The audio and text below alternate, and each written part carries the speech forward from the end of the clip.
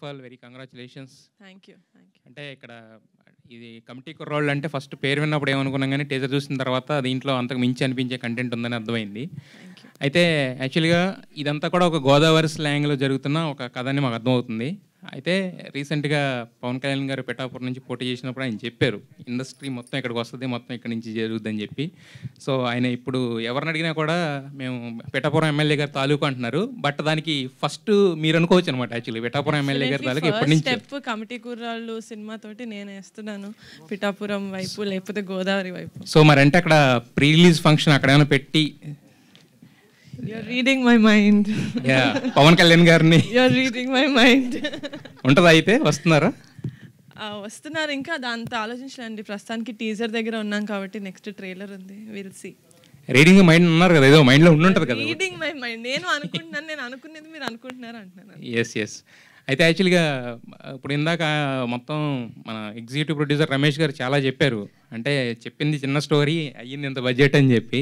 So మరి మీరు కథ విన్నప్పుడు మీకు ఏమనిపించింది? అంటే ఎందుకు ఈ స్టోరీ, మీరు చాలా కథలు వింటుంటారు కదా, దీన్ని ఎందుకు పిక్ చేయాలనిపించింది మీకు?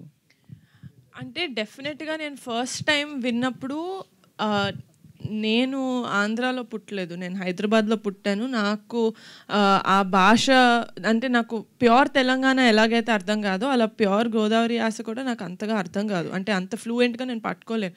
కానీ వంశీ గారు నరేట్ చేసినప్పుడు I felt like I was a part of Godavari cinema ఎక్కడైతే టేక్ ప్లేస్ అవుతుందో. I felt like I was a part of that. అంటే అదే చెప్పినట్టు 11 మంది హీరోలు, 6 హీరోయిన్లు కాదు, 11 మంది లైఫ్ స్టోరీలోకి it just sucked me in like that. So I could not say no. నాకు నో చెప్పే ఆస్కారం లేదు ఇంకా, because it was such a good narration. నేను మీకు ఆల్రెడీ చెప్పాను, it was a very good narration. మా ప్రొడ్యూసర్ గారు చెప్పినట్టు మ్యూజిక్తో పాటు వినిపించారు మాకు narration. So I think we had very good imagination, cinema ఎలా ఉండబోతుంది, లేకపోతే ఆయన విజన్ ఎలా ఉంది అని.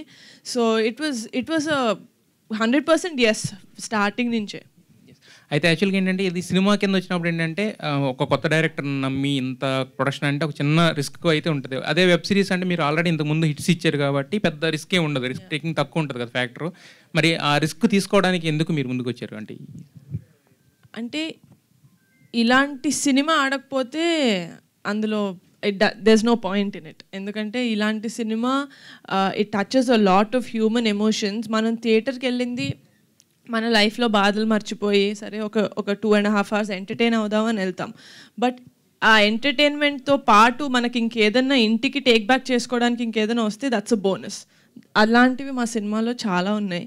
అండ్ ఆ రిస్క్ ఫ్యాక్టర్ అంటారా, నాకు ఫనీగా ఉండడం వల్ల it was like a support for me. So అంత రిస్కీ అనిపించలేదు, ఎందుకంటే I had another producer with me. Nihar గారు, వెంకట్ 10TV. ఏం లేదు, ఇందాక ప్రొడ్యూసర్ గారు చెప్తూ ఈ సినిమా ఎలక్షన్స్కి ముందు వస్తే బాగుండేది అని అన్నారు. అంటే ఇప్పుడున్నటువంటి పరిస్థితులను దృష్టిలో పెట్టుకుని ఈ సినిమా చేశారా, లేకపోతే? అంటే ఎలక్షన్స్ అనేది cinema crux of the story కాదండి, it's just a part of it. ఎలా అయితే మనం ఒక 30 సంవత్సరాల్లో అన్నీ మన లైఫ్లో ఎలా అయితే ఉంటాయో, చిన్నప్పుడు ఆడే క్రికెట్ దగ్గర నుంచి మన కొట్లో తీసుకునే చాక్లెట్ వరకు ఆ ఊరు పంచాయతీ ఉంటుంది, లేకపోతే ఆ ఊరు రాజకీయాలు ఉంటాయి. ఆ రాజకీయాలతో పాటు మనకి ఎలాగా అదర్ థింగ్స్ కూడా లైఫ్లో ఇన్వాల్వ్ అయి ఉంటాయి first 30 years of our life ఒక ఊరు అలాంటి ఊర్లో పెరిగితే కనుక. సో అలాంటి ఆస్పెక్ట్స్ ఉన్నాయి, కానీ ఇట్స్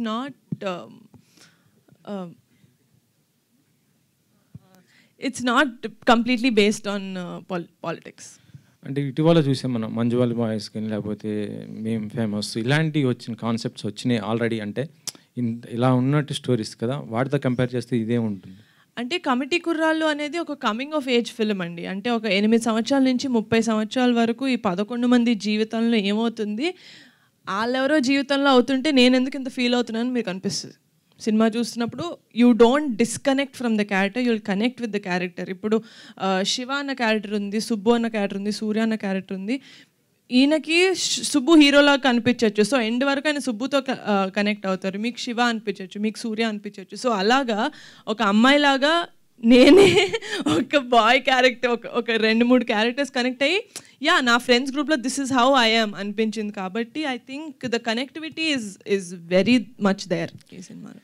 డైరెక్టర్ గారు మెగా డాటర్స్ అంటే నిన్న చూస్తుంటే నేను సుష్మిత గారు కూడా సినిమా వెబ్ సిరీస్కి ప్రొడ్యూసర్ చేశారు. ఇప్పుడు మీరు ఇద్దరు ప్రొడ్యూసర్ ఇటే ప్రొడక్షన్ వైపే ఉన్నారు కానీ ఆన్ సినిమాకి ఏం రావటం లేదు ఇంత.